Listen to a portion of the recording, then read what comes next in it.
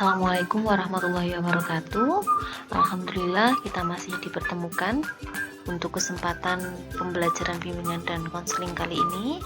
Kita akan membahas mengenai masa remaja dan perubahannya.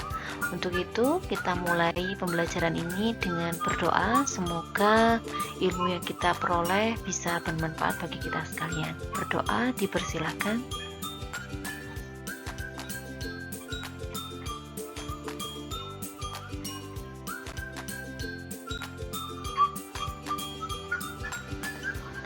Sebelumnya, Bunda ingin menyampaikan terima kasih untuk kalian semua yang sudah mengikuti pembelajaran dengan tertib, meskipun dalam berbagai macam keterbatasan. Yang kedua, saya juga mengucapkan terima kasih untuk yang sudah menyelesaikan setiap tugas yang diberikan dengan baik, dan tentunya terima kasih karena sampai semua tidak lupa untuk caranya menjadi hebat. Oke, sekali lagi saya ucapkan terima kasih. Semangat belajarnya tetap dijaga. Kita akan menjalani hari-hari yang tidak mudah, tapi bukan berarti tidak mungkin untuk dilewati. Kita akan memasuki materi pada slide berikutnya.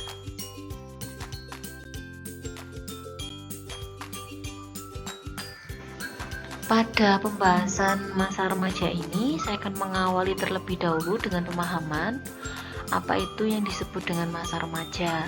Jadi masa remaja itu adalah fase perkembangan yang dialami seseorang ketika memasuki usia antara 12 sampai dengan 22 tahun. Sedangkan fase ini, fase peralihan dari anak-anak ke masa dewasa ini terbagi menjadi 3 rentangan.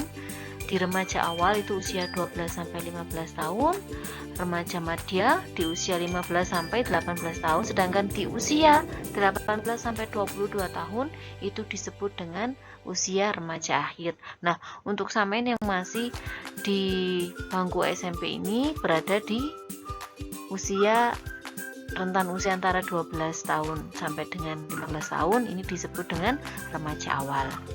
Ini dipahami terlebih dahulu. Kita lanjut ke slide berikutnya.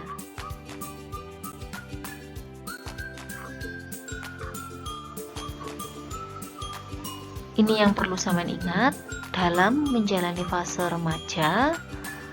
Ingatlah untuk tetap berpedoman pada nilai-nilai agama, memilih lingkungan yang baik, serta menjadikan keluarga sebagai bagian penting untuk berproses yang baik. Kenapa? Di masa ini, fase pentingnya sampean ini akan ada banyak hal baru yang sampean eksplor. Apapun itu, jangan lupa tetap berpedoman pada nilai-nilai agama. Pilih lingkungan yang baik, teman-teman yang baik, dan jadikan keluarganya sampean sebagai bagian penting untuk membantu proses tumbuh kembang sampean dalam menjalani fase remaja ini.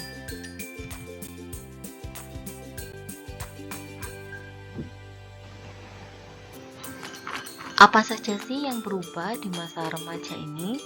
Ada beberapa hal yang berubah. Saya kelompokkan menjadi 3. Yang pertama, secara fisik sampean pasti berubah. Kalau dulu sebelum memasuki fase remaja, masih anak-anak, fisiknya belum berkembang secara pesat. Nanti di masa dewasa akhir, sampean akan memiliki ukuran tubuh orang dewasa. Jadi di akhir berarti sekitar umur 22. Untuk saat ini biasanya secara fisik tambah tinggi, mungkin tambah besar. Ada beberapa bagian badan sampean yang beralih dari anak-anak ke dewasa. Itu tidak perlu panik, tidak perlu khawatir. Mungkin juga untuk remaja putri sudah mendapatkan menstruasi dan lain sebagainya. Demikian juga remaja putra, mungkin ada perubahan suaranya, pita suaranya sudah berubah. Tidak perlu khawatir, tidak perlu malu, itu bagian dari proses yang harus sampean syukuri. Yang kedua, tentunya ada perubahan emosi. Untuk remaja awal biasanya lebih sensitif, reaktif, namun juga agresif. Di remaja akhir nanti akan mulai bisa mengendalikan emosinya. Karena itu, sekali lagi saya tekankan, di tahap perubahan ini tidak perlu merasa minder, tidak perlu merasa tidak percaya diri. Sebaliknya harus dinikmati prosesnya, karena ini adalah keadaan luar biasa yang menimpa sampean semua. Yang terakhir yang saya bisa sampaikan adalah adanya perubahan secara kognitif, yaitu kemampuan berpikir. Perlu diketahui, pertumbuhan otak mencapai kesempurnaan pada usia 12 sampai dengan 20 tahun. Oleh karena itu, masa ini sampean sudah harus bisa mulai berpikir logis dan muncul nalarnya serta bisa melakukan perencanaan. Ini perubahan-perubahan yang terjadi pada masa remaja. Kalau sampean mengalami salah satunya atau ketiga hal yang saya sebutkan tadi, berarti memang sampean sudah menyadari bahwa saat ini sampean sudah berada pada posisi remaja awal.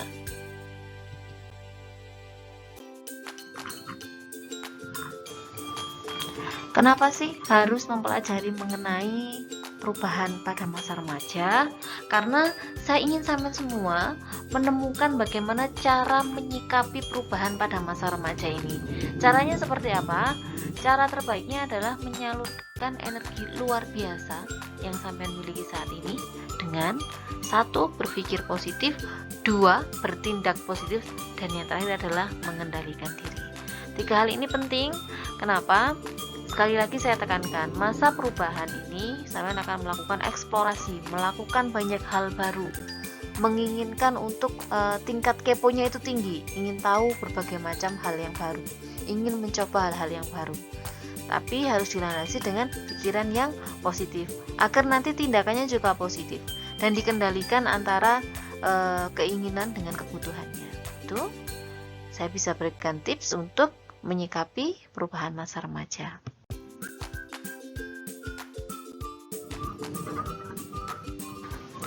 Selanjutnya yang perlu sampean pahami juga, masa remaja ini juga menyimpan permasalahan. Ada beberapa permasalahan yang umumnya muncul dalam proses pencarian identitas diri ini.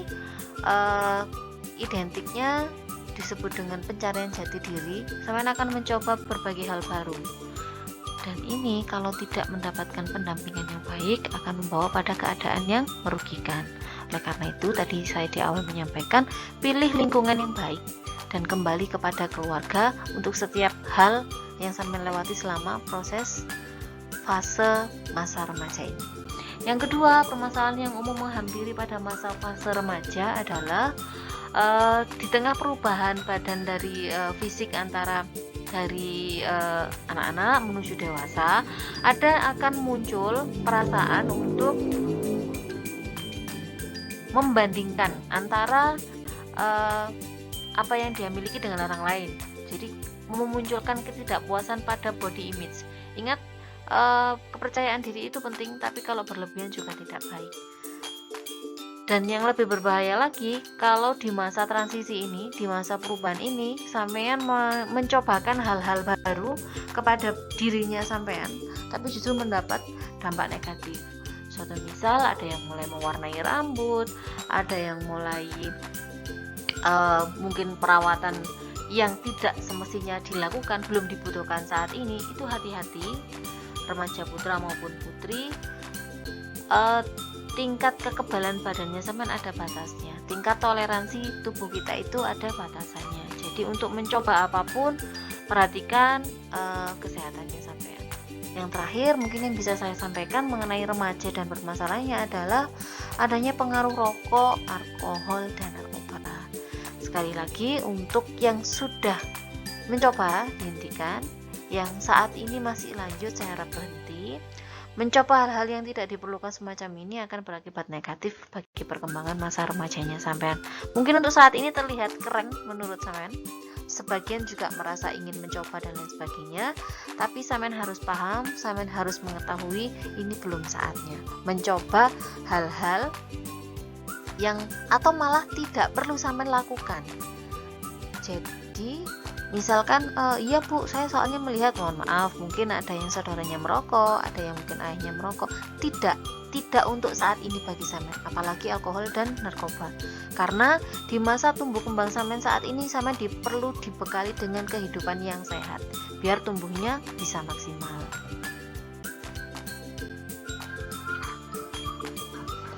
Apa saja yang harus dilakukan? Yang pertama, memenuhi asupan nutrisi hati dan juga nutrisi otak. Nutrisi hati ini berhubungan dengan pengalaman religius sampean, jadi kebutuhan pengetahuan agama, dan juga nutrisi otak pengetahuan umum yang baik. Ini harus imbang antara istilahnya saya boleh menyebutkan kebutuhan hati berhubungan dengan ibadah dan kebutuhan otak. Ini kita akan lebih mudah menyebutnya dengan pengetahuan umum. Masa remaja sekali lagi adalah masa perkembangan otaknya sampean, kognitifnya sampean. Dimanfaatkan dengan baik dengan asupan nutrisi yang cukup.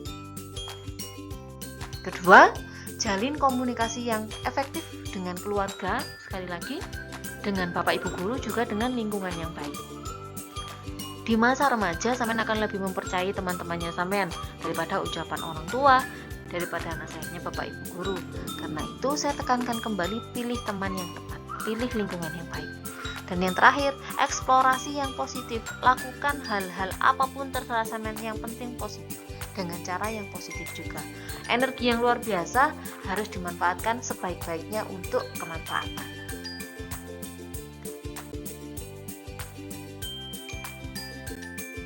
Pertemuan kali ini saya ingin memberikan tugas berupa rangkuman. Beberapa orang masih belum memberikan rangkuman, jadi saya harapkan ini bisa lebih tertib. Tugas pertemuan kali ini silakan dirangkum materi hari ini, difoto, kemudian diupload melalui GCR. Dipersiapkan untuk pertemuan mendatang, kita akan membahas mengenai meningkatkan motivasi belajar. Akan lebih baik kalau sampean browsing terlebih dahulu agar bisa lebih memiliki pengetahuan, jadi lebih siap untuk menerima pembelajaran. Terima kasih untuk hari ini. Saya akhiri. Wassalamualaikum warahmatullahi wabarakatuh.